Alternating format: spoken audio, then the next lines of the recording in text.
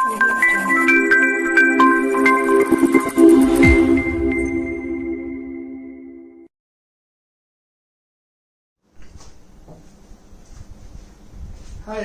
Hi friends, अच्छी तरह से पढ़ना और मन लगा के पढ़ना। Okay bye. Done. Okay bye. Okay बेटा, કાલે અગત્યનો પોઈન્ટ આપણે જોયો તો ત્યાંથી આગળ જઈએ ઘનતા ડેન્સિટી એમાં આપણે એક બે વસ્તુ ઇમ્પોર્ટન્ટ કીધેલી એ તમે નોટ ડાઉન કરેલી હશે।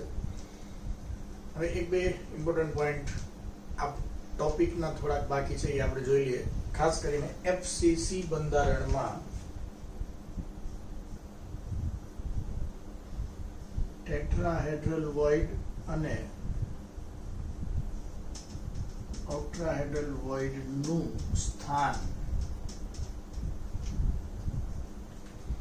એફસીસી બંધારણમાં સમચતુષ્ફલક છિદ્ર અને અષ્ટફલક છિદ્ર કઈ જગ્યાએ આવે એનું સ્થાન પણ આ જે પણ આપણે ચર્ચા કરી હતી માત્ર એફસીસી ને જ લાગુ પડશે। બોડી સેન્ટર સિમ્પલ ક્યુબ એમાં ક્યાંય આવે નહીં અને આપણને ખબર છે બોડી સેન્ટર અને સિમ્પલ ક્યુબમાં સમચતુષ્ફલક અને અષ્ટફલક છિદ્ર આવે જ નહીં। સમચતુષ્ફલક અને અષ્ટફલક છિદ્રો ક્યાં આવે? ઓલી ક્લોઝ પેક રચનામાં, એકની આજુબાજુમાં 6 3 ઉપર 3 નીચે અને એ બેમાં જ થાય, એફસીસી અને એચસીપી। તો આ સમચતુષ્ફલક અને અષ્ટફલક છિદ્રની વાત સિમ્પલ ક્યુબ બોડી સેન્ટર માટે તો છે જ નહીં।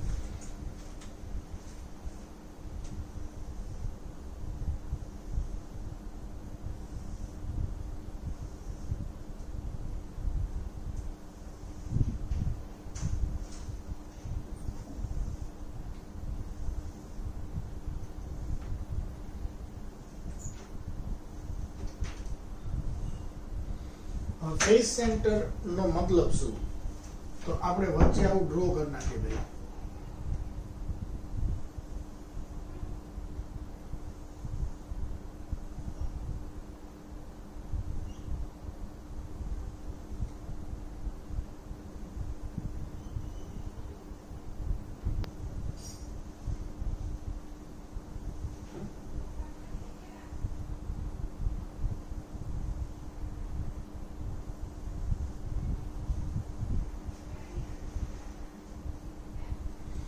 એફસીસી નો એકમ કોષ એનો મતલબ 8 ખૂણે 8 પરમાણુ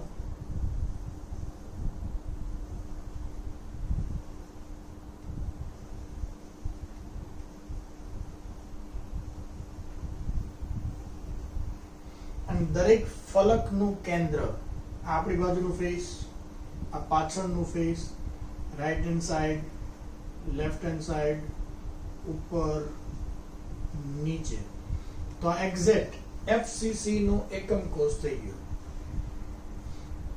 એફસીસી છે।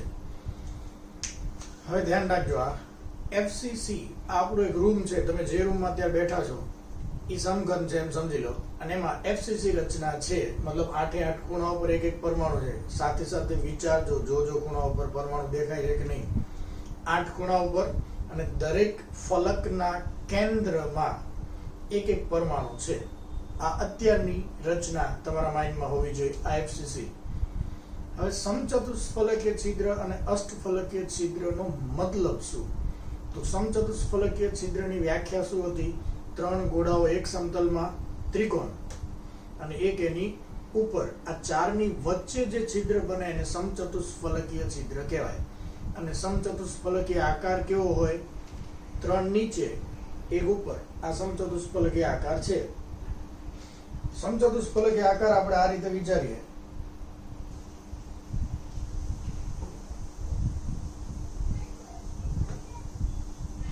માલો કામ છે 3 નીચે ને એક ઉપર, આ સમચતુષ્ફલકીય આકાર છે।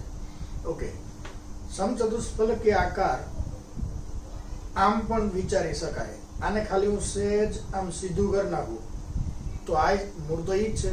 તો આમાં શું થયું?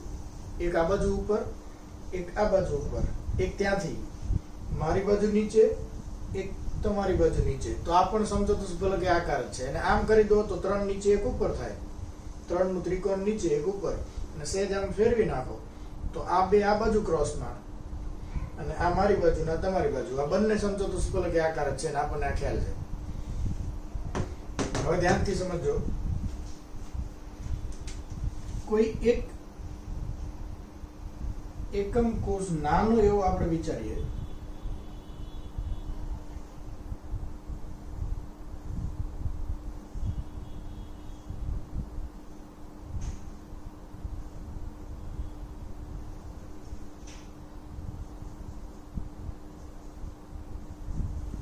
અને આ ચાર ખૂણે આવી રીતે ચાર પરમાણુ હોય તો આની વચ્ચોવચ્ચ સમચતુષ્ફલકીય છિદ્ર ઉત્પન્ન થાય. હવે એ કઈ રીતે? તો આપણે હમણાં કીધું સમચતુષ્ફલકીય આકાર બે રીતે થાય. એક આ બાજુ ઉપર, આ બાજુ ઉપર, મારી બાજુ નીચે, તમારી બાજુ નીચે. આ ચાર ખૂણે ચાર પરમાણુ હોય તો એ સમચતુષ્ફલકીય આકાર કહેવાય. તો માની લો કે હું રૂમની વચ્ચોવચ્ચ ક્રોસમાં ઊભો છું. એક આ બાજુ ઉપર એટલે સામે ઉપર જે ખૂણો છે ને ત્યાં પરમાણુ છે, આ બાજુ ઉપર એટલે સામેનો ઉપરના ખૂણે પરમાણુ છે, મારી બાજુ નીચે એટલે અહીંયા નીચે જે ખૂણો આવશે ત્યાં એક પરમાણુ છે, અને તમારી બાજુ નીચે એટલે સામે ક્રોસમાં જે ખૂણો આવશે ત્યાં એક પરમાણુ છે.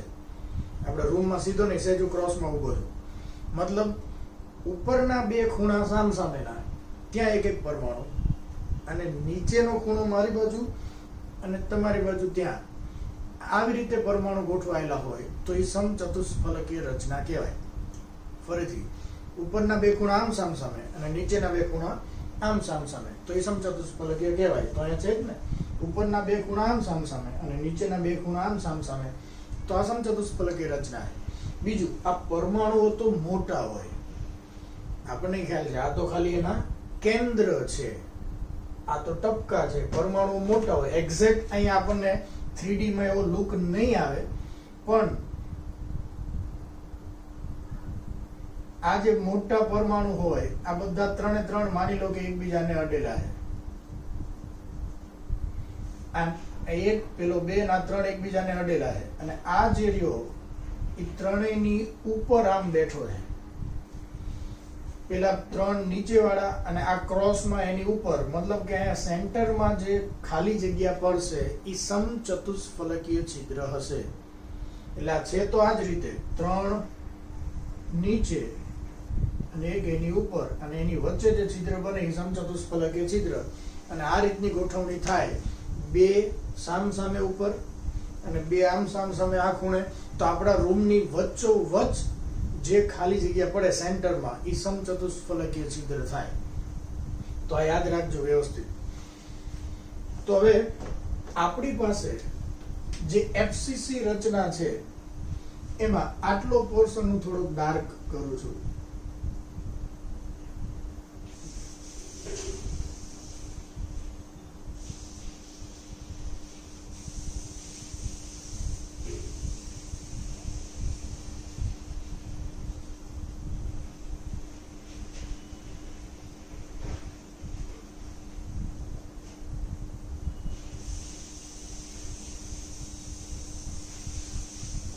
તો આપણા એફસીસી ના એકમ કોષમાં આ જે નાનો એવો કટકો આપણે ડાર્ક કરેલો છે, એક નાનું એવું સમઘન, એવા કેટલા ટોટલ સમઘન થઈ શકે? જો તો આપણા આ એકમ કોષમાં આ નાનો એવો છે એવા કેટલા સમઘન આપણને દેખાય છે? તો આ આગળનો નાનો કટકો છે, એવો ને એવો પાછળ છે. તો 1 2, તો ઉપર 3, પાછળ 4 5 6 7 8, ટોટલ 8 આવા નાના નાના સમઘન થાય. અને આ નાનો જે સમઘન છે એ આના જેવું જ છે. જો બે પરમાણુ આમ સામ સામે અને નીચે બે આમ સામ સામે, મતલબ કે આ નાના એવા સમઘનના એક્ઝેક્ટ સેન્ટરમાં સમચતુષ્ફલકીય છિદ્ર હશે. આ નાના એવા સમઘનના એક્ઝેક્ટ સેન્ટરમાં સમચતુષ્ફલકીય છિદ્ર હોય. તો હવે આવા ટોટલ કેટલા સમચતુષ્ફલકીય છિદ્ર આપણા એકમ કોષની અંદર પોસિબલ થાય? તો આ નાના સમઘન કેટલા છે? 8. તો 8 ની વચ્ચે એક એક સમચતુષ્ફલકીય છિદ્ર આવે, મતલબ ટોટલ ટેટ્રાહેડ્રલ વોઇડ કેટલા થશે? 8. શેમાં? એફસીસી ના એક એકમ કોષમાં ટોટલ 8 સમચતુષ્ફલકીય છિદ્ર થાય. હવે આ જે 8 નાના નાના કટકા થયા ને, એવું જ આપણે આપણા રૂમમાં વિચારી શકીએ. ફરીથી કઈ રીતે? પહેલા તો આપણો એક રૂમ ચોરસ છે, સમઘન, એમાં એક્ઝેક્ટ વચ્ચેથી આમ દિવાલ ચણી નાખો, આમ દિવાલ ચણી નાખો, અને બીજી આ બાજુથી આમ દિવાલ ચડી નાખો એટલે કેટલા રૂમના કટકા થઈ ગયા? 4. 1 2 3 4. 4 કટકા થઈ ગયા આપણા રૂમના. હવે આ બાજુનો જે એક નાનો એવો કટકો છે એમાં હું ઊભો છું. આ બાજુમાં એક છે, આ બાજુ છે ને આ બાજુ છે. 4 કટકા થઈ ગયા. હવે આ જે કટકામાં હું ઊભો છું ત્યાં આપણે આમ રૂમના 2 ભાગ પડે એમ આડું ધાબુ ભરી નાખીએ. આડું એક પાટિયું મૂકી દઈએ તો આના 2 ભાગ થઈ ગયા. એક ઉપરનો ભાગ, એક નીચેનો ભાગ. આવું બધામાં કરી નાખીએ તો કેટલા રૂમના કટકા થઈ જશે? 8. યા થયા 8 કટકા. હવે અહીંથી આ જે એક નાનો ચોરસ હતો એના આપણે 2 ભાગ કરી નાખ્યા. એટલે હવે આ ઉપરના ભાગના સેન્ટરમાં એક સમચતુષ્ફલકીય છિદ્ર હશે, નીચેના ભાગના સેન્ટરમાં એક સમચતુષ્ફલકીય છિદ્ર હશે. 1 2 અહીંયા 3 4 5 6 7 8 ટોટલ 8 સમચતુષ્ફલકીય છિદ્ર થાય. બીજું એક ઇમ્પોર્ટન્ટ, આપણે આ ખૂણાથી આપણા રૂમના સેન્ટર સુધી જઈએ ત્યાં વચ્ચે એક સમચતુષ્ફલકીય છિદ્ર આવે. એ સમચતુષ્ફલકીય છિદ્ર વચ્ચોવચ્ચ જે આવે એ કયું હોય? આ આપણી બાજુનો જે ચોરસ છે એનું સેન્ટર. સમચતુષ્ફલકીય છિદ્ર તો ત્યાં જ છે ને. અને હવે આ બોડીના સેન્ટરથી આપણે પાછળના ખૂણે મતલબ અંતઃવિકર્ણ આપણે વિચારીએ જઈએ તો ત્યાં પણ એક સમચતુષ્ફલકીય છિદ્ર આવે વચ્ચે. પણ ઈ કયું? આ આગળના ચોરસનું નહીં, પાછળના ચોરસનું, પાછળના સમઘનનું. પણ આપણે આ ખૂણેથી સામેના નીચેના ખૂણે અંતઃવિકર્ણ દોરીએ તો આપણે કીધું ને અહીંયા 2 ઉપર નીચે રૂમ છે નાના નાના, અહીંયા 2 છે, ત્યાંય 2, ત્યાંય 2, 8 કટકા છે. તો આપણા રૂમના સેન્ટર સુધી અહીંયાથી આવીએ તો અહીંયા ઉપરના ખાનાનું સમચતુષ્ફલકીય છિદ્ર વચ્ચે આવે. અને રૂમના સેન્ટરથી ત્યાં સામેના નીચેના ખૂણે જઈએ તો ત્યાં ઉપરવાળો નાનો કટકો નહીં, નીચેવાળા નાના કટકાનું સમચતુષ્ફલકીય છિદ્ર વચ્ચે આવે. તો ઇમેજિનેશન બહુ ઇમ્પોર્ટન્ટ છે. તો એકમ કોષમાં અહીંયા જે સમચતુષ્ફલકીય છિદ્ર હોય એ તો આખે આખો આપણા રૂમમાં જ છે, કોઈ ભાગ પડાવવા આવવાનું નથી. મતલબ આવા 8 છે તો 8 સમચતુષ્ફલકીય છિદ્ર FCC ના એકમ કોષમાં હોય. આ લોજિક માઇન્ડમાં ધ્યાન રાખજો. હવે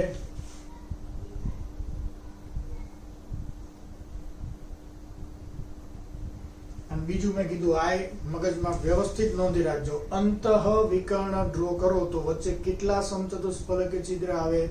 2. હવે અષ્ટફલકીય છિદ્રનો મતલબ શું? 4 એક સમતલમાં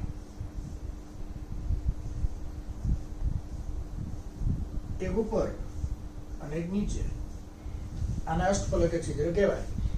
આપણને ખ્યાલ છે એની વ્યાખ્યા પણ. આ 4 એક સમતલમાં એક આની ઉપર મૂકો અને એક આવો નીચે મૂકો તો 6 ની વચ્ચે જે છિદ્ર પડે એને ઓક્ટાહેડ્રલ વોઇડ, અષ્ટફલકીય છિદ્ર કહેવાય. તો FCC ના એકમ કોષમાં અષ્ટફલકીય છિદ્રો ક્યાં છે, એનું લોકેશન કયું? તો પહેલી વાત, છિદ્ર આપણે ગોતીએ છીએ, મતલબ ત્યાં પરમાણુ નથી, ખાલી જગ્યા હશે. તો એ અષ્ટફલકીય છિદ્ર એક તો આ સેન્ટર પોતે, આખા બોડીનું સેન્ટર પોતે અષ્ટફલકીય છિદ્ર છે. કેમ? તો કે એની આજુબાજુ 1 2 3 4, આ 4 એક સમતલમાં, એક એની ઉપર અને એક એની નીચે, આ 6 ની વચ્ચે જે છિદ્ર બને એને સમચતુષ્ફલકીય છિદ્ર જ કહેવાય ને. 4 ની ચોકડી, એક ઉપર એક નીચે. એ કઈ કઈ જો 1 2 3 4, આ 4 ની ચોકડી, આ એક ઉપર, આ એક નીચે. તો અહીંયા આપણા રૂમની વચ્ચોવચ્ચ જે છે એ અષ્ટફલકીય છિદ્ર છે. તો એક અષ્ટફલકીય છિદ્ર તો આપણને બોડીના સેન્ટરમાં મળી ગયું. ચલો બાકીના ક્યાં? એક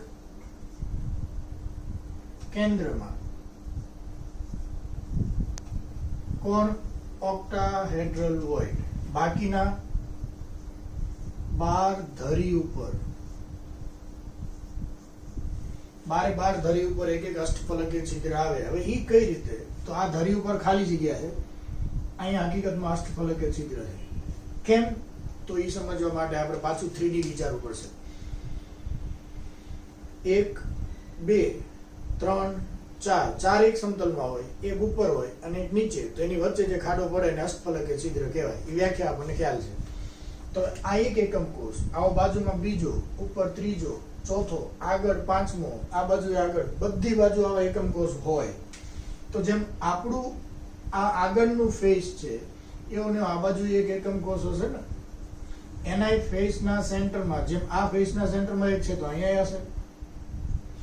હવે અહીંયાથી જ્યાં પાછળ દિવાલ જાય છે તો એવી ને એવી આની ઉપરનો એકમ કોષ હશે, એની આ બાજુની દિવાલના સેન્ટરમાં એક પરમાણુ હશે ને. જેમ આ દિવાલના સેન્ટરમાં એક છે જે દિવાલ પાછળ જાય તો એવી ને એવી હવે આની ઉપરના રૂમની આગળ જે દિવાલ આવશે એના સેન્ટરમાં એક હશે. તો આપણે અત્યારે આની સીધમાં દોરીએ છીએ ખાલી. તો આ જગ્યાની આજુબાજુ 1 2 3 4 આ 4 થઈ ગયા, એક ઉપર એક નીચે, તો આ ધરી ઉપર પણ અષ્ટફલકીય છિદ્ર છે. હવે દરેક ધરી ઉપર છે તો હવે ધરી કેટલી હોય? 12. તો 12 અષ્ટફલકીય છિદ્ર છે. પણ અગત્યનું શું તો કે એક અષ્ટફલકીય છિદ્ર બોડીના સેન્ટરમાં છે, આપણા રૂમની વચ્ચોવચ્ચ છે, એ તો આખે આખું આપણા રૂમમાં જ ગણાય. પણ ધરી ઉપર જે હોય એનો તો ચોથો ભાગ જ ગણાય ને. આપણી આડી ધરી છે તો આપણો રૂમ, બાજુનો રૂમ અને ઉપરના બે એ ચારેય માટે કોમન છે. તો 12 ધરી ઉપર જે છે એનો ચોથો ભાગ તો એ 3 થયા અને એક તો કેન્દ્રમાં છે જ, એટલે ટોટલ 4 ઓક્ટાહેડ્રલ વોઇડ FCC માં પ્રત્યેક એકમ કોષ દીઠ થાય. તેના લોકેશન આપણા માઇન્ડમાં હોવા જોઈએ. હવે આપણને આઈડિયા આવી ગયો કે આપણે કીધું હતું કે NaCl માં FCC રચના કોણ બનાવે? Cl-. તો એ ક્યાં હોય? 8 8 ખૂણા ઉપર અને દરેક ફેસ ના સેન્ટર જે આમાં આપણે મૂકેલા છે એ જ રીતે FCC. Na+ ક્યાં આવે? અષ્ટફલકીય છિદ્રમાં. તો હવે Na+ નું લોકેશન શું હતું જોઈ લેજો. એક બોડીના સેન્ટરમાં, બાકી 12 ધરી ઉપર. તો બોડીના સેન્ટરમાં એક અને 12 ધરી ઉપર, એ હકીકતમાં અષ્ટફલકીય છિદ્રો જ છે. એમાં Na+ બંધ તો આવી જાય એટલે NaCl નો એકમ કોષ થઈ જાય. બીજું, FCC રચના બને તો પ્રત્યેક એકમ કોષ દીઠ પરમાણુ કેટલા હોય? 4. જો ક્લોઝ પેક રચના વાળા પરમાણુ 4 હોય તો ઓક્ટાહેડ્રલ વોઇડ કેટલા હોય? 4. અને ટેટ્રાહેડ્રલ વોઇડ કેટલા હોય? 8. તો FCC ના એકમ કોષમાં ઓક્ટાહેડ્રલ વોઇડ 4 જ છે. આપણે ગણી લીધા, બાકી ગણવાની જરૂર નથી, કારણ કે એક એકમ કોષ દીઠ પરમાણુ 4 હોય તો ક્લોઝ પેક બનાવવા વાળા જેટલા પરમાણુ એટલા જ અષ્ટફલકીય છિદ્ર, એના કરતા ડબલ સમચતુષ્ફલકીય છિદ્ર, એ આપણે ગણી લીધા. 8 એ 8 નાના નાના બોક્સમાં એક એક છે. તો આ સમચતુષ્ફલકીય અને અષ્ટફલકીયનું લોકેશન મગજમાં રાખજો, ઇમ્પોર્ટન્ટ છે.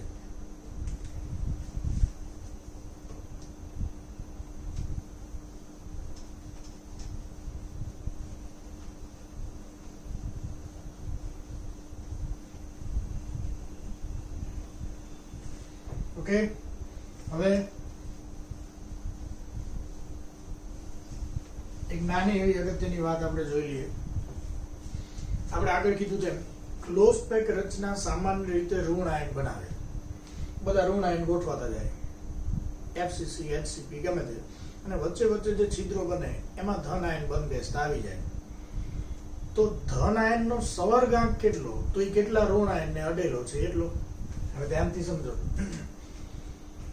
જો આ 3 ઋણ આયન આપણે વિચારીએ, આ 3 ઋણ આયનના કેન્દ્ર છે, એની વચ્ચે નાની એવી જગ્યા ખાલી છે,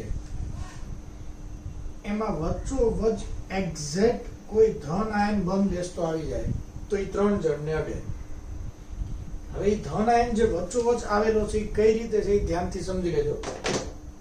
મોટા મોટા 3 ફૂટબોલ, 1 2 3, મોટા મોટા 3 ફૂટબોલ, એના કેન્દ્ર જે લાઈનમાં છે એ જ લાઈનમાં વચ્ચે નાની એવી આપણે પ્લાસ્ટિકની દડી મૂકી દીધી. એ દડીનું કેન્દ્ર અને ફૂટબોલના કેન્દ્ર બધા એક લાઈનમાં જ છે. મતલબ ઉપરથી તમે જો તો ફૂટબોલ છે, દડી ઠેઠ વચ્ચોવચ એક્ઝેક્ટ ખાડામાં બેસી ગઈ. અત્યારે વચ્ચેવાળી દડી 3 ફૂટબોલને અડે. હવે એની ઉપર તમે ચોથો ફૂટબોલ મૂકો તો શું આ દડી એને અડશે? ના, દડી નહીં અડે, કારણ કે એક્ઝેક્ટ વચ્ચોવચ છે. 3 ફૂટબોલની એક્ઝેક્ટ વચ્ચોવચ ફિટ થઈ ગઈ છે. અને ઉપરનો ફૂટબોલ તો ઘણો ઉપર રહેશે, એથી મૂકશો તો હટશે નહીં. સવર્ગાંક તો 3 જ રહેશે. આ નાની દડીનો સવર્ગાંક તો 3 જ રહેશે. તો આ વચ્ચે જે ધન આયન છે એનો સવર્ગાંક 3 થાય. તો અત્યારે આ ધન આયન કયા છિદ્રમાં છે? સમચતુષ્ફલકીય છિદ્ર ન કહેવાય આને. આને ત્રિકોણીય છિદ્ર કહેવાય. 3 ની વચ્ચેનું છિદ્ર. આ 3 ની વચ્ચે એક્ઝેક્ટ જે છિદ્ર છે એ છે આ ત્રિકોણીય છિદ્ર. તો અહીંયા એનો સવર્ગાંક 3 થાય. પણ જો આ વચ્ચેનો ધન આયન થોડોક મોટો હોત તો આ 3 ની વચ્ચોવચ્ચ એક્ઝેક્ટ નો સમાત. આપણે મોટા 3 ફૂટબોલ મૂકીએ અને એમાં ક્રિકેટ બોલ જો આપણે એવો મૂકીએ કે જે એક્ઝેક્ટ વચ્ચોવચ્ચ ન જતો રહે, થોડોક ઉપર પડ્યો રહે, કારણ કે એ થોડોક મોટો છે. તો હવે શું થશે? આ 3 ફૂટબોલ, એની ઉપર એક ક્રિકેટ બોલ આપણે મૂકી દીધો અને હવે ઉપર ચોથો ફૂટબોલ મૂકશો તો એ આ ક્રિકેટ બોલને અડશે. મતલબ કે હવે આ ક્રિકેટ બોલ 4 જણાને અડે છે. સવર્ગાંક કેટલો થયો? 4. તો હવે આ ક્રિકેટ બોલ ક્યાં છે? સમચતુષ્ફલકીય છિદ્રમાં. તો આનો મીનિંગ શું થયો? 3 ફૂટબોલ જો આપણે મૂકીએ તો એની વચ્ચે એક્ઝેક્ટ સેન્ટરમાં જે છિદ્ર બને એ ત્રિકોણીય છિદ્ર અને એક જ બને. પણ એનાથી થોડુંક ઉપર સમચતુષ્ફલકીય છિદ્ર હોય તો એવું એક નીચે બની શકે. તો 3 ફૂટબોલ બે બાજુ એક સમચતુષ્ફલકીય છિદ્ર બનાવી શકે, પણ ત્રિકોણીય તો એક જ બને. બીજું, ધન આયન જેમ મોટો થતો જાય એમ એનો સવર્ગાંક વધે. સવર્ગાંક કેમ વધે? તો કે ધન આયન જેમ મોટો થાય એમ એની આજુબાજુ વધુ ઋણ આયન ગોઠવી શકાય. આ બહુ નાનો હતો તો એની આજુબાજુ 3 જણ જ મૂકી શક્યા આપણે. તો આ ધન આયનનો સવર્ગાંક 3 જ થયો. પણ ધન આયન જો હજી થોડોક મોટો થાય તો એ આ 3 ની વચ્ચે નહીં સમાય. આપણે કીધું ને થોડોક ઉપર મૂકવો પડશે. 3 ફૂટબોલ એમાં થોડોક ઉપર પડ્યો રહેશે અને હવે તમે ઉપર ચોથો ફૂટબોલ મૂકશો તો એને અડશે. તો સવર્ગાંક 4. અને હવે કયા છિદ્રમાં કહેવાય? ક્રિકેટ બોલ સમચતુષ્ફલકીય. તો સમચતુષ્ફલકીય છિદ્રમાં કોઈ પણ ધન આયન બંધ બેસતો આવે મતલબ એનો સવર્ગાંક 4 જ થાય. કારણ કે 3 નીચે ને 1 ઉપર, 4 ની વચ્ચે છે તો સવર્ગાંક 4 જ થાય. પણ માની લો કે ધન આયન હજી થોડોક મોટો થાય તો હવે 4 ની વચ્ચે સમાય નહીં. તો હવે એને 6 જણાની વચ્ચે મૂકવો પડશે. એ 6 જણાની વચ્ચે એટલે 4 ની ચોકડી, એક ઉપર એક નીચે, મતલબ એ 6 ની વચ્ચે જે ખાલી જગ્યા પડે એને શું કહેવાય? અષ્ટફલકીય છિદ્ર. તો હવે જો ધન આયન થોડોક મોટો થાય તો એ સમચતુષ્ફલકીય છિદ્રમાં નહીં સમાય, તો એને આપણે અષ્ટફલકીય છિદ્રમાં મૂકીએ. અને જો ધન આયન અષ્ટફલકીય છિદ્રમાં આવે તો એનો સવર્ગાંક કેટલો થાય? 6. 4 એક સમતલમાં, એક ઉપર એક નીચે, તો સવર્ગાંક 6 થાય. પણ હવે માન લો ધન આયન હજી મોટો થયો, આ 6 જણની વચ્ચે નથી સમાતો. જેમ ધન આયન મોટો થાય એમ એની આજુબાજુ વધુ પરમાણુ સમાય, સવર્ગાંક વધે.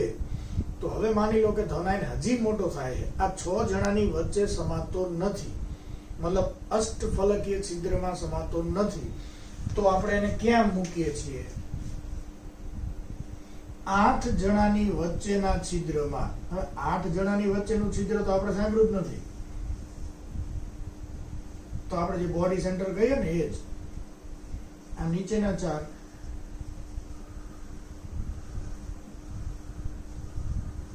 માનો કે આ બધા Cl- છે. આ નીચેના 4 અને આ ઉપરના 4, એની વચ્ચોવચ્ચ જે ખાલી જગ્યા પડે, છિદ્ર પડે, એને ક્યુબિક છિદ્ર કહેવાય.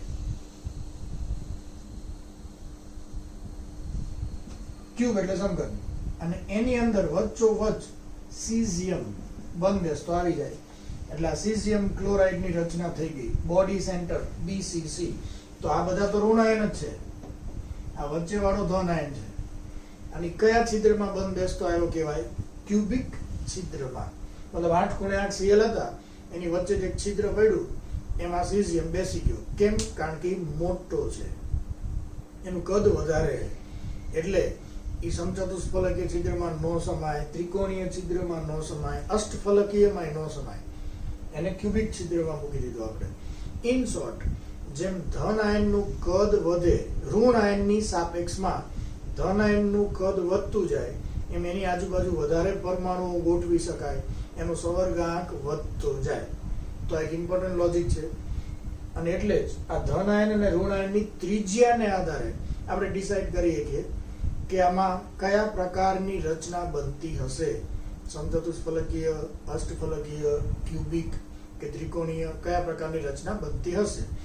મિનિમમ આનથી નાનું પોસિબલ નથી, કારણ કે મિનિમમ 3 ની વચ્ચે, હવે 2 ની વચ્ચે એવું તો કંઈ હોય જ નહીં, એવો કોઈ ઘન પદાર્થ હોઈ શકે નહીં. તો મિનિમમ આ રચના છે. આપણે એને ત્રિજ્યાના ગુણોત્તરને આધારે સમજીએ.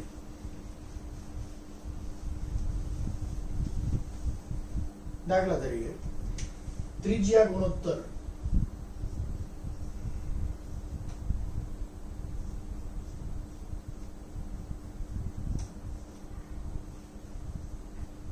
R plus upon R minus.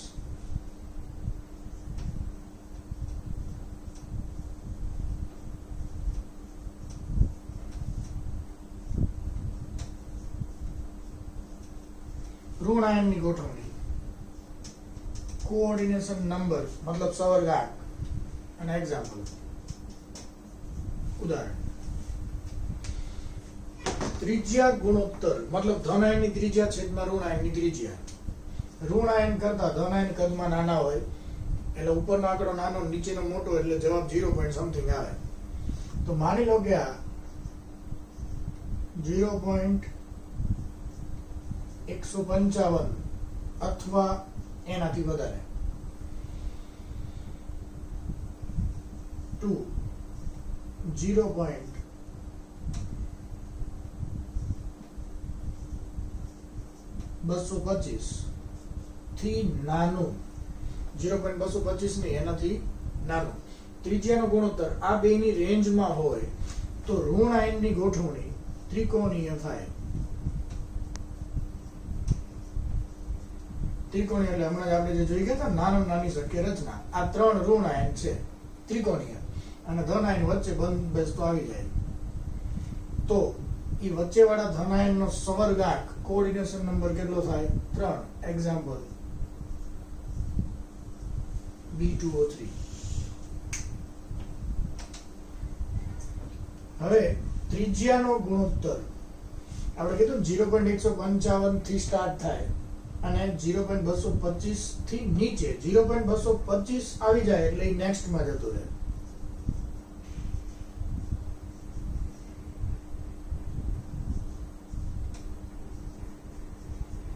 .225 થી 0.414 પણ 0.414 બોર્ડર છે, અહીંયા પહોંચી જાય એટલે નેક્સ્ટ માં જતો રહેશે, એટલે એનાથી નાનો. તો અહીંયા ઋણ આયનની ગોઠવણી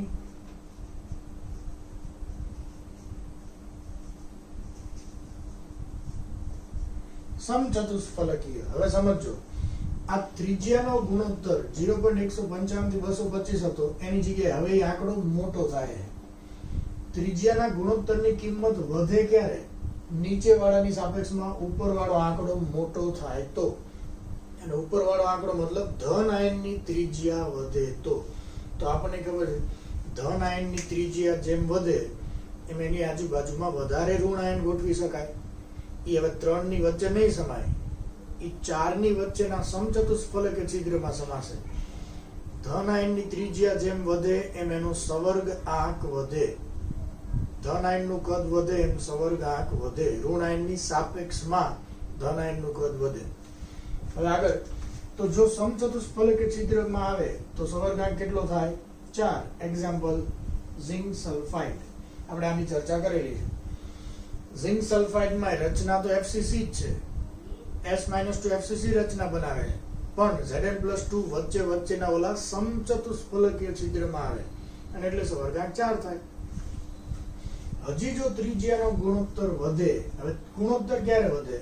ધન આયનની ત્રિજ્યા ઋણ આયનની સાપેક્ષમાં થોડી વધે, 0.414 અથવા એનાથી મોટું અને 0.732 થી ઓછું તો અષ્ટફલકીય.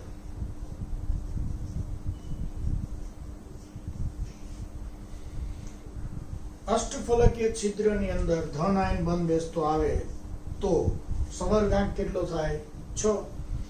અને એક્ઝામ્પલ તમને ખબર છે NaCl, એમાં Na+ અને Cl- બંનેના સવર્ગાંક કેટલા થાય 6. એક Na+ ની આજુબાજુમાં 6 Cl અને એક Cl- ની આજુબાજુમાં 6 Na+ ગોઠવાય. આમ રફલી આપણે વિચારીએ તો આવું થાય Na+, Cl- બધી બાજુ. તો એક Na+ ની આજુબાજુમાં 6 Cl-, 4 એક સમતલમાં, એક આની ઉપર અને એક નીચે. અને એ જ રીતે Cl- ની આજુબાજુમાં 6 Na+. આ Cl- છે તેની આજુબાજુમાં 1 2 3 4 Na+ એક સમતલમાં, એક ઉપર, એક નીચે. એનો સવર્ગાંક 6. આમ ત્રિપરિમાણમાં આખું નેટવર્ક બને, આયલું જ જાય.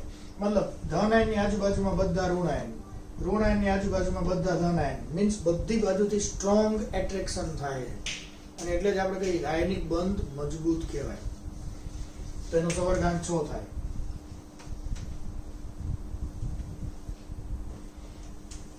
અને હવે જો ત્રિજ્યાનો ગુણોત્તર 0.732 થી વધી જાય, 0.732 અથવા એનાથી વધુ, 1 સુધી ગમે તે, તો ક્યુબિક છિદ્ર, મતલબ આપણે કીધું હતું ને હમણાં બોડી સેન્ટરમાં હતું ઈ 8 ખૂણે 1 સમઘન બને અને એની વચ્ચેનું જે છિદ્ર છે એને ક્યુબિક છિદ્ર કહેવાય. તો ધન આયનનો સવર્ગાંક કેટલો થાય 8. વચ્ચોવચ્ચ જે આવી બોડી સેન્ટર, ઉપરના 4 નીચેના 4. Example caesium chloride, caesium bromide, આ બધા BCC રચના ધરાવે. તો આ આપણે યાદ રાખવાનું છે. આ છે જ મોડ્યુલમાં વ્યવસ્થિત યાદ રાખવાનું છે આ. કારણ કે આપણને ક્યારેક એવો ક્વેશ્ચન પૂછે કે કોઈ ધન આયન છે એની ત્રિજ્યા આટલા એંગસ્ટ્રોમ અને કોઈ ઋણ આયન છે એની ત્રિજ્યા આટલા એંગસ્ટ્રોમ છે, તો આ કયા પ્રકારની ગોઠવણી ધરાવતું હશે અથવા ધન આયનનો સવર્ગાંક કેટલો હશે, આવો કોઈ પણ ક્વેશ્ચન પૂછી શકે. તો જ્યારે આપણને ધન આયન અને ઋણ આયનની ત્રિજ્યા આપેલી છે ત્યારે આપણે શું કરશું, ધન આયનની ત્રિજ્યા છેદમાં ઋણ આયનની ત્રિજ્યા, મતલબ R+ છેદમાં R-, તો એ બંનેની ત્રિજ્યાનો ગુણોત્તર લઈ લેવાનો, ભાગાકાર કરી નાખવાનો. હવે એ આંકડો આ બેયની વચ્ચે આવતો હોય તો સવર્ગાંક 4 અને ઋણ આયન સમચતુષ્ફલકીય. આ બંનેની વચ્ચે આવતું હોય તો સવર્ગાંક 6 અષ્ટફલકીય. મતલબ આ ટેબલ આપણે યાદ રાખવાનું છે, જેથી ધન અને ઋણ આયનનો ગુણોત્તર કેટલો અને કોની વચ્ચે આવે છે એને આધારે તમે સવર્ગાંક કેટલો થશે એ કહી શકો. બરોબર છે?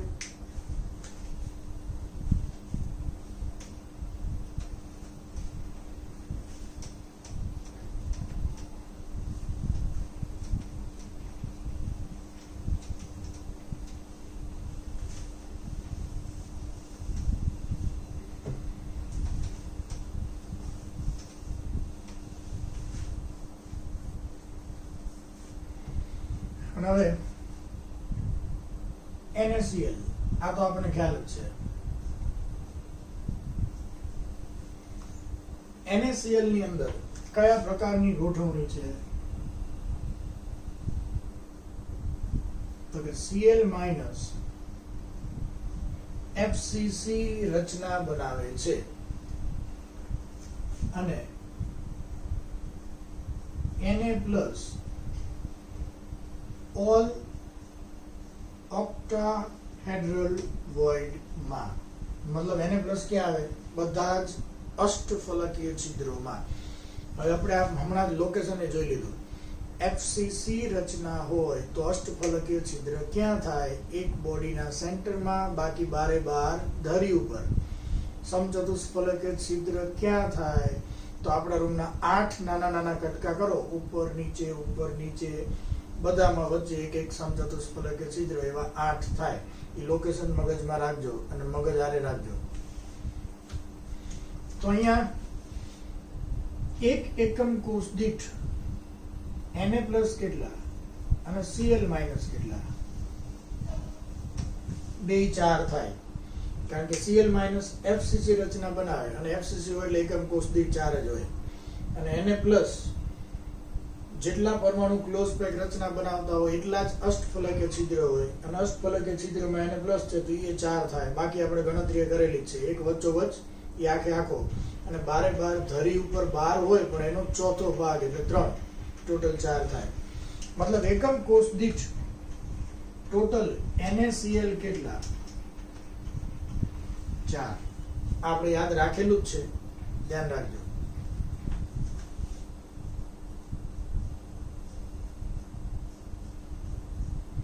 સીઝિયમ ક્લોરાઇડ, આમાં આપણે એમ કહી શકીએ Cl FCC રચના બનાવે અને સીઝિયમ Cl ક્યુબિક રચના બનાવે. Cl ક્યુબિક રચના બનાવે અને સીઝિયમ ક્યાં? બોડીના સેન્ટરમાં અંતઃ કેન્દ્રિત.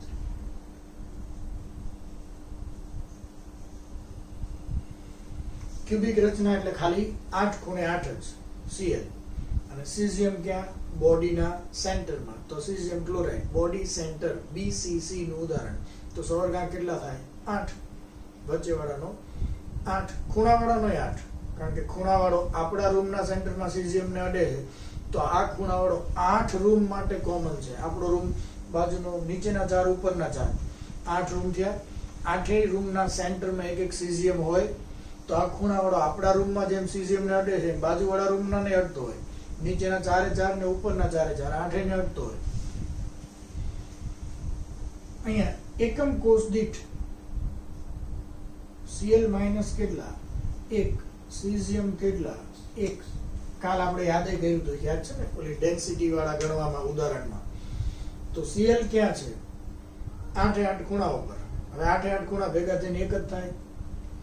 સીઝિયમ ક્યાં છે? આપણા રૂમની વચ્ચોવચ, અને વચ્ચોવચ હોય તો આખો આપણા રૂમમાં જ ગણાય. તો એક સીઝિયમ છે, એક ક્લોરાઇડ છે. એનો મતલબ કે એકમ કોષ દીઠ સીઝિયમ ક્લોરાઇડ કેટલા? 1.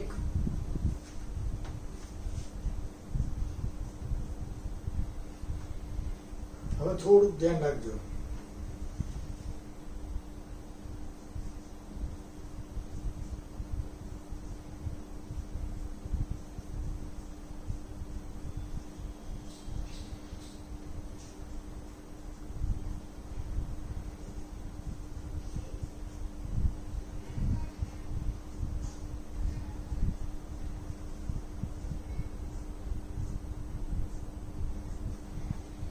ZnS એક કરતા વધારે બંધારણ ધરાવે છે.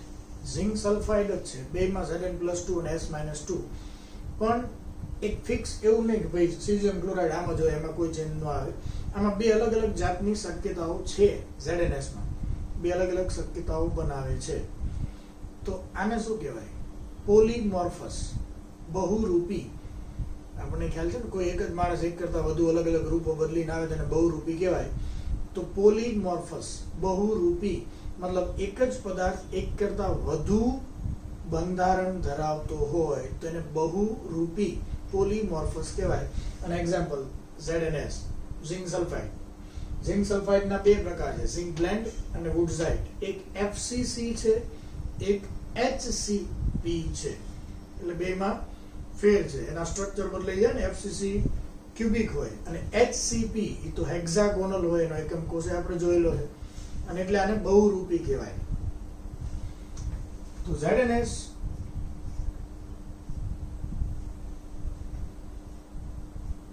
ધ્યાનથી સમજો. આમાં S2- અને Zn2+ છે. S2- FCC રચના બનાવે અને Zn2- 50% ટેટ્રાહેડ્રલ વોઇડમાં ગોઠવાય. બધા નહીં, ધ્યાનથી સમજો. આપણે રફ દોરું છું.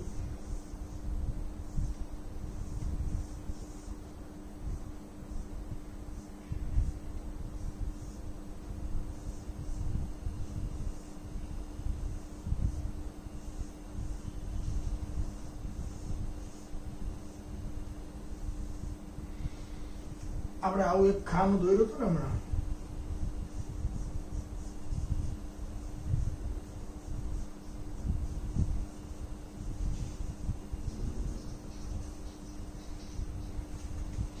પહેલા તો S2 FCC રચના બનાવે. FCC એટલે 8 ખૂણા ઉપર તો આવી જ ગયા, દરેક ફેસના સેન્ટરમાં. FCC રચનામાં ટોટલ સમચતુષ્ફલકે છિદ્ર કેટલા? 8. આ આગળનું ખાનું, પાછળનું એક બોક્સ. 1 2 3 4 5 6 7 8 8. હવે ધ્યાનથી સમજો, જો પ્રત્યેક એકમ કોષ દીઠ FCC રચના બનાવવા વાળો સલ્ફાઇડ, તો એની સંખ્યા કેટલી હોય? 4. FCC રચના બનાવે S2-, તો FCC માં પ્રત્યેક એકમ કોષ દીઠ કેટલા થાય? 4. પણ આમાં સમચતુષ્ફલકીય છિદ્ર કેટલા થાય? 8. સમચતુષ્ફલકીય છિદ્ર કેટલા થાય? 8. હવે બધે બધા સમચતુષ્ફલકીય છિદ્ર જેટલા છે એટલા, અહીંયા એક પાછળ 2 3 4 5 6 બધામાં Zn+2 હોત તો Zn+2 કેટલા થાત? 8. હવે આના 4 સામે આના 8, મતલબ આના 1 સામે આના 2, તો સૂત્ર આવું થાય ને, Zn2s. સલ્ફર કરતા ઝિંક ડબલ, સલ્ફર કરતા ઝિંક ડબલ, પણ એવું સૂત્ર નથી. સૂત્ર તો 1:1 જ છે, જેટલા આના એટલા જ આના. એક સલ્ફર તો 1 Zn, 4 સલ્ફર તો 4 Zn. તો FCC ના એકમ કોષમાં સલ્ફર તો 4 જ હોય, એકમ કોષ દીઠ પરમાણુની સંખ્યા FCC માં તો 4 જ હોય. એનો મતલબ કે Zn+2 8 નહીં 4 જ હશે. 4 હશે એનો મતલબ શું? તો કે આપણી પાસે ટોટલ સમચતુષ્ફલકીય છિદ્રો કેટલા છે? 8. એ બધામાં Zn+2 નથી, મતલબ આપણી બાજુના ચોરસ બોક્સમાં વચ્ચોવચ્ચ Zn+2 છે, તો પાછળવાળામાં નહીં હોય.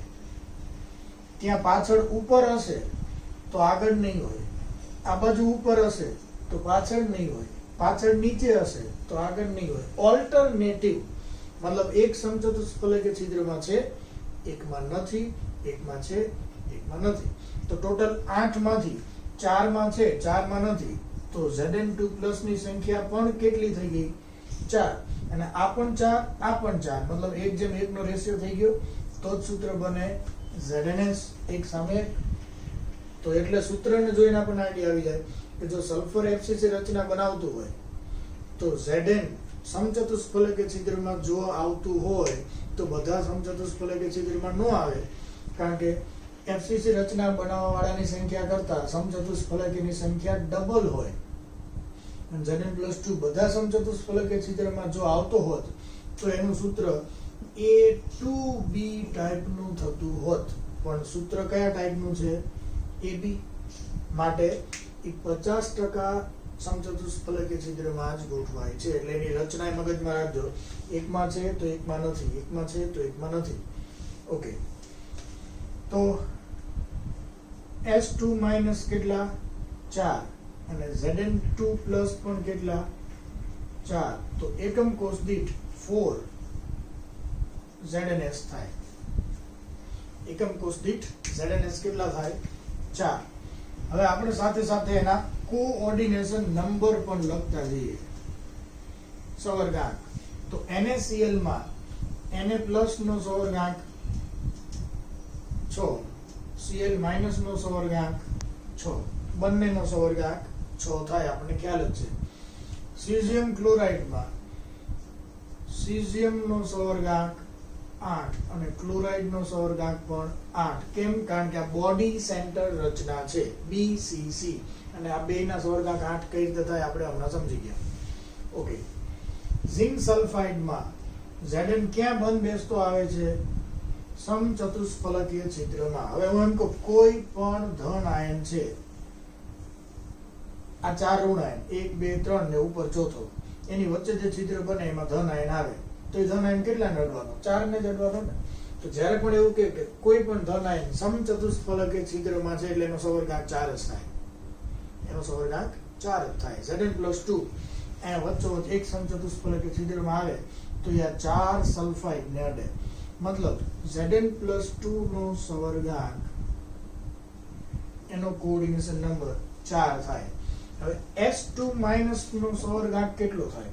તો એનો પણ 4 થાય. કઈ રીતે? તો માન લો કે આ ખૂણા ઉપર એક S2 માઈનસ છે અને આ આગળના બોક્સની અંદર Zn+2 છે, તો આની બાજુના બોક્સમાં નહીં હોય. એક જ વસ્તુ કે આ ખૂણો કેટલા રૂમ માટે કોમન છે? 8 રૂમ માટે કોમન છે. પણ વચ્ચેનો Zn+2 બધામાં નથી. એકમાં છે, એકમાં નહીં હોય, એકમાં છે, એકમાં નહીં હોય. તો એને તો 4 જ અડવાના ને. આ પરમાણુ જે ખૂણા ઉપર છે એ તો 8 રૂમ માટે કોમન છે. માની લો કે આ ખૂણા ઉપર છે એ 8 રૂમમાં દેખાય, પણ આપણા રૂમમાં આ ઉપરનું જે સમચતુષ્ફલક 8 સમચતુષ્ફલક છિદ્ર હોય, ઉપર નીચે, એમાં ઉપરનામાં Zn+2 છે, તો બાજુના રૂમમાં ઉપરનામાં નહીં હોય, કારણ કે ઓલ્ટરનેટિવમાં હોય ને. હવે ઉપરનામાં ન હોય તો આ એને નહીં અડીએ કે એકમાં અડે, એકમાં નહીં, એકમાં, તો ત્યાં ઓલ્ટરનેટિવ જ થાય. તો એનો સવર્ગાંક 8 નહીં પણ 4 જ થાય.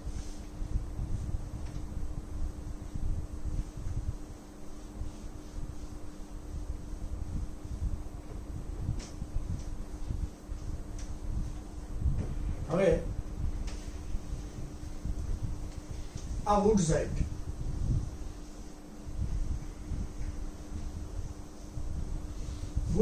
માં S2 માઈનસ HCP રચના બનાવે. HCP અને Zn+2 50% ટેટ્રાહેડ્રલ વોઇડમાં. હવે આપણને ખ્યાલ છે કે FCC અને HCP માં ગોઠવણીમાં તો બહુ મોટો ફેર નથી. એકની આજુબાજુમાં 6, 3 ઉપર, 3 નીચે, એ તો આવશે જ. પણ ઉપરનું નીચેનું ત્રિકોણ સરખા હશે તો HCP અને ઊંધા થઈ જાય તો FCC. પણ બેયમાં સમચતુષ્ફલક અને અષ્ટફલક છિદ્ર તો આવે જ. બેયની પેકિંગ ક્ષમતા 74%, એ બધી આપણને ખ્યાલ છે. પણ એકમ કોષ ફરી જાય. HCP નો એકમ કોષ ષટકોણીય છે, જ્યારે FCC નો ક્યુબિક છે. તો આ 50% સમચતુષ્ફલક છિદ્રમાં જ આવે, કારણ કે જો 100% માં હોત તો Zn ડબલ હોત. ક્લોઝ પેક રચના કોણ બનાવે? S. તો એના કરતા સમચતુષ્ફલક છિદ્ર ડબલ હોય તો Zn ડબલ થઈ જાય. જો બધા સમચતુષ્ફલક છિદ્રમાં હોત તો, પણ 50% માં જ છે એટલે એના જેટલો થાય. અહીંયા એકમ કોષ દીઠ સલ્ફર કેટલા? 6. આપણે ગણેલું યાદ કરો. HCP ના એકમ કોષ દીઠ પરમાણુની સંખ્યા કેટલી? 6. આપણે ગણેલી. જો પરમાણુની સંખ્યા 6 હોય તો સમચતુષ્ફલક છિદ્ર કેટલા થાય? 12. એના કરતા ડબલ. પણ બધામાં નથી. એના 50% માં Zn+2 છે, તો 12 ના 50% પાછા 6.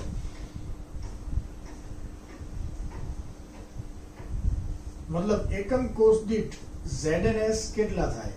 6 Zn 6S, તો 6 ZnS. બસ ફેર ખાલી અહીંયા પડે. FCC માં અને HCP માં zinc blende wurtzite, zinc blende FCC, wurtzite HCP. Zinc blende માં એકમ કોષ દીઠ 4 ZnS થાય, વુડસાઇડ માં 6 થાય. સવર્ગાંક તો એના જ રહે. સમચતુષ્ફલક છિદ્રમાં આવે એટલે એનો સવર્ગાંક 4 જ હોય અને આનો 4.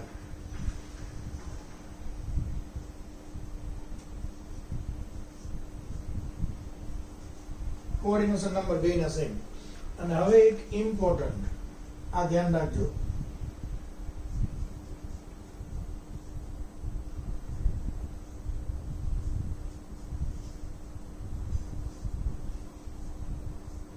CaF2, આને ફ્લોરાઇટ કહેવાય. આ ફ્લોરાઇટમાં થોડુંક ઊંધું થાય છે. ફ્લોરિન નાનો છે, કેલ્શિયમ મોટો છે, તો જનરલી નાના હોય વચ્ચે ગોઠવાય, મોટા હોય ક્લોઝ પેક રચના બનાવે. તો આ કેસમાં ઊંધું થાય. ધન આયન ક્લોઝ પેક રચના બનાવે. અત્યાર FCC HCP જે કોઈ ક્લોઝ પેક જ કહેવાય ને, તો અત્યાર સુધીમાં મોસ્ટલી આપણે એવું જોયું કે ઋણ આયન ક્લોઝ પેક રચના બનાવે. એક સીઝિયમ ક્લોરાઇડમાં સીઝિયમ ક્યુબિક લખ્યું છે પણ ન આવે, બુકમાં લખેલું હશે. એ બધું બરોબર છે. અહીંયા એક CaF2 માં Ca+2FCC રચના બનાવે. મોસ્ટલી અત્યારે આપણે એવું જોતા હતા ઋણ આયન હોય તો Cl હોય તો ClFCC બનાવે, ધન આયન વચ્ચે વચ્ચે છિદ્રોમાં આવે. અહીંયા ફ્લોરિન વચ્ચેના છિદ્રમાં આવશે કારણ કે નાનો હોય છે. તો F- ક્યાં બંધ બેસતો આવે તમે જ કયો છો, વિચારીને કયો, સૂત્ર ઉપરથી વિચારીને કયો છો. જો આ ક્લોઝ પેક રચના બનાવતો હોય તો F કયા છિદ્રમાં આવે?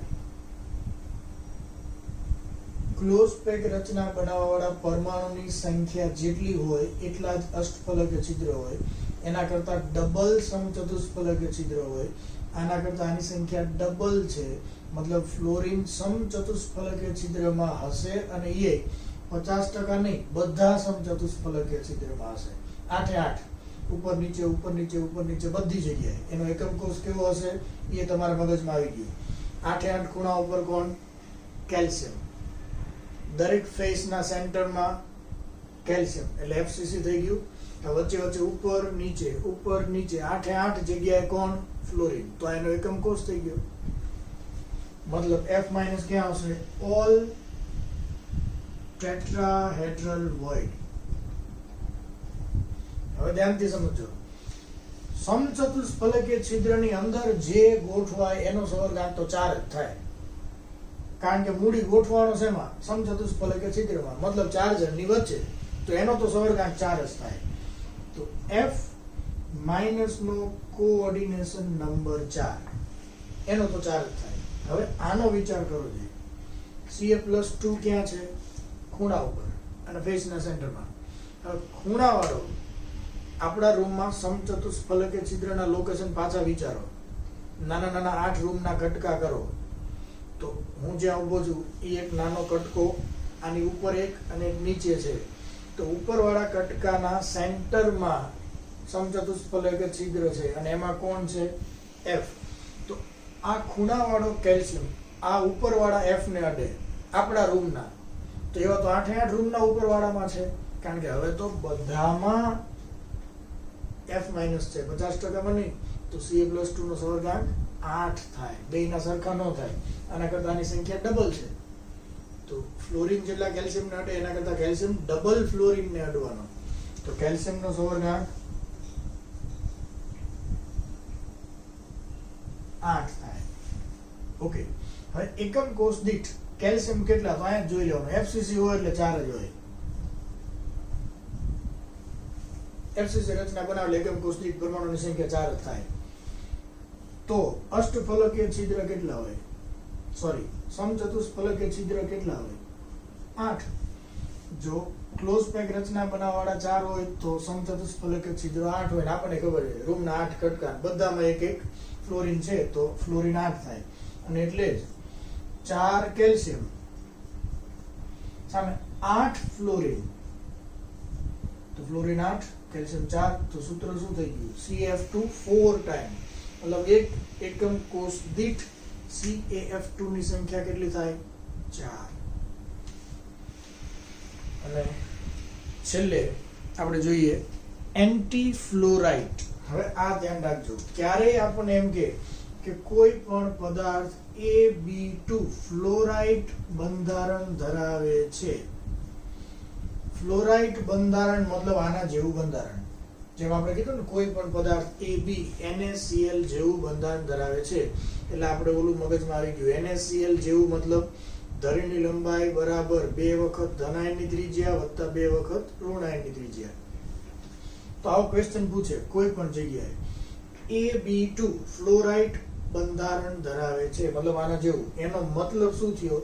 જે ધન આયન હશે ઈ ક્લોઝ પેક રચના બનાવશે FCC, અને જે ઋણ આયન હશે એ બધા જ સમચતુષ્ફલકીય છિદ્રમાં બંધબેસતો આવશે.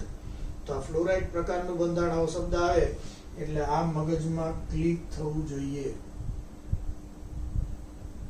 આ ધ્યાન રાખજો. એનું કઈ રીતે ગોઠવણી છે આ પણ.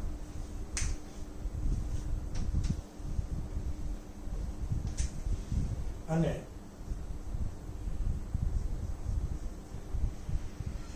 Na2O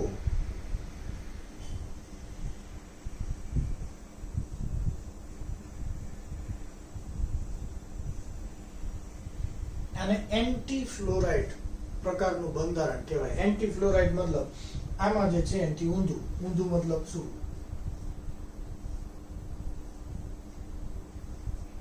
આમાં તો અહીંયા જોઈ લો, આ AB2 છે, જ્યારે આ A2B એનાથી ઊંધું જ થાય ને. હવે આમાં ધન આયન ક્લોઝ પેક રચના બનાવે છે, આમાં ઋણ આયન બનાવશે. તો ઋણ આયન કોણ છે? O-2. આ FCC રચના બનાવે, મતલબ આ રૂટીન જ કહેવાય, જે આપણે મોસ્ટલી બધામાં હોય છે એવું.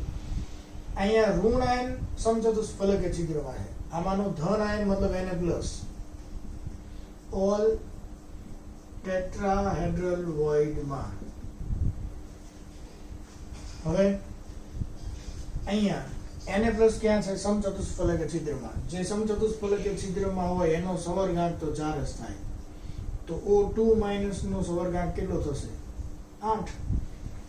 O2- નો સવર્ગાંક 8. અહીંયા ધન આયનનો સવર્ગાંક 8 હતો, અહીંયા ઋણ આયનનો 8. એના કરતા ઊંધું ટોટલી સ્ટ્રક્ચર છે. અહીંયા ધન આયન FCC બનાવે છે, અહીંયા ઋણ આયન બનાવે છે, એના કરતા ટોટલી ઊંધું છે. એટલે આ ફ્લોરાઇડ નામ આપેલું, માટે આને એન્ટી ફ્લોરાઇડ પ્રકારનું બંધારણ કીધું. તો આવો ક્વેશ્ચન પૂછે કે A2B એન્ટી ફ્લોરાઇડ પ્રકારનું બંધારણ ધરાવે છે, એટલે આપણા મગજમાં આવી જવું જોઈએ કે જે ઋણ આયન છે રૂટીનમાં FCC બનાવે, આમાંય બનાવશે. ધન આયન છે એ બધા સમચતુષ્ફલકીય છિદ્રમાં હશે. બસ આટલું માઇન્ડમાં આપણે આવી જવું જોઈએ. હવે એકમ કોષ દીઠ ઓક્સિજન FCC રચના બનાવે તો ઓક્સિજન કેટલા હોય? 4. અને આ બધા જ સમચતુષ્ફલકીય છિદ્રમાં હોય તો Na+ કેટલા હોય? 8. અમસ્થાઈ Na2O 4 દુ 8 અને આ 4. તો એકમ કોષ દીઠ Na2O ની સંખ્યા કેટલી? 4. મોસ્ટલી તમે જો સીઝિયમ ક્લોરાઇડમાં એક જ આવે, બોડી સેન્ટર છે એટલે, બાકી 4 4 4 4. આ એક અલગ છે કારણ કે HCP છે અને HCP માં એકમ કોષ દીઠ સંખ્યા 6 હોય. તો અહીંયા આ પણ એટલું જ ઇમ્પોર્ટન્ટ છે. આને રિલેટેડ ઘણા બધા ક્વેશ્ચન્સ પૂછી શકે, વ્યવસ્થિત માઇન્ડમાં સેટ કરી લેજો. ઓકે.